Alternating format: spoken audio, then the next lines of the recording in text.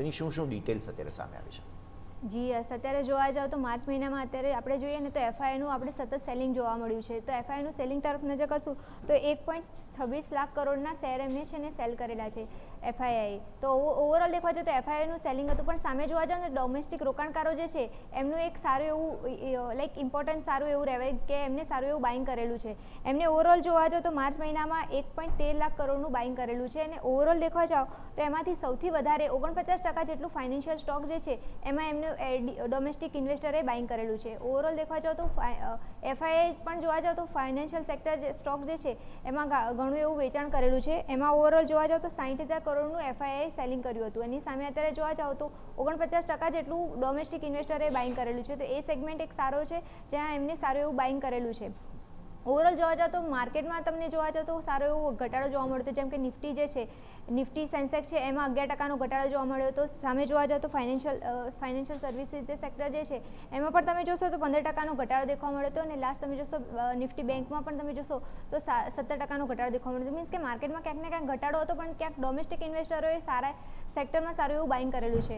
હવે આપણે ઇમેજ તરફ નજર કરીએ તો કે કયા સેક્ટરમાં ડોમેસ્ટિક ઇન્વેસ્ટર છે એમનું બાઇંગ દેખવા મળ્યું હતું.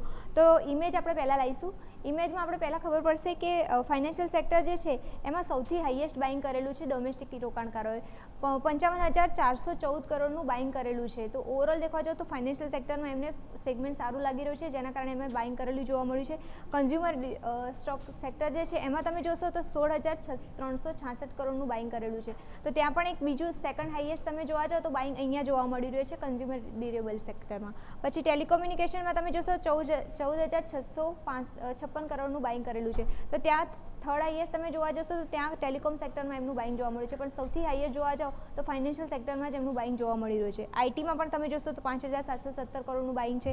પછી કોમોડિટીઝમાં પણ એમનું બાઇંગ જોવા મળ્યું છે. 4,883 કરોડનું નવું બાઇંગ જોવા મળ્યું છે. તો કોમોડિટીમાં પણ સેગમેન્ટમાં પણ સારું એવું બાઇંગ કરેલું છે. પણ ઓવરઓલ આ ડેટામાં સૌથી વધારે જોવા જાઓ તો ફાઇનાન્શિયલ સેક્ટરમાં બાઇંગ દેખવા મળી રહ્યું છે.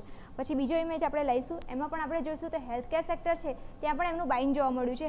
હેલ્થકેર સેક્ટરમાં 4,178 કરોડનું બાઇંગ જોવા મળ્યું છે.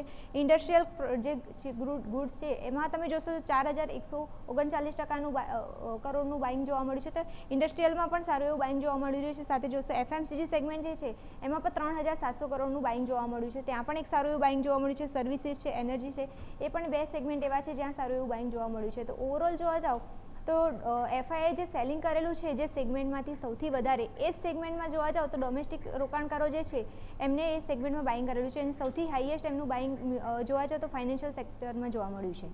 બિલકુલ.